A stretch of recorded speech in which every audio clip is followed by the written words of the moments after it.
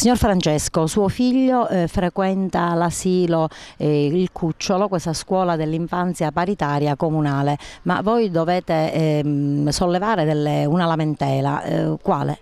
Il fatto che praticamente è stato smontato lo staff che tiene in piedi questo asilo da qualche anno a questa parte con le maestre che ci sono in questo momento. Le iscrizioni sono salite parecchio perché hanno un sistema di lavoro molto buono, lavorano bene.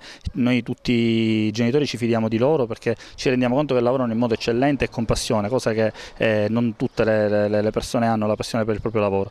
Il problema piuttosto è un altro, il fatto che in un altro asilo che non è questo sono sorti dei problemi a livello economici da parte del comune, per cui hanno necessità di diminuire il personale per non spostare il personale di questi asili che hanno questi problemi economici e portarli ai propri ruoli precedenti.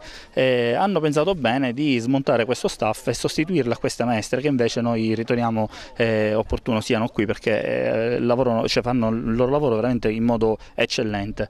La nostra lamentela fondamentale è quella che il Comune non sta tenendo conto dei bisogni dei cittadini, dei servizi che dà, perché se la soluzione è quella di smontare un servizio che funziona per dare un servizio che non si sa se funzioni, semplicemente per spostare, per fare dei movimenti interni che non so secondo quale criterio vengono fatti, non è una cosa positiva per noi.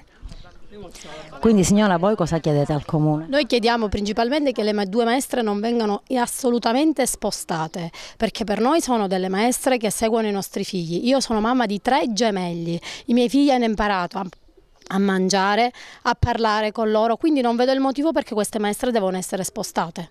Non vedo proprio assolutamente il motivo.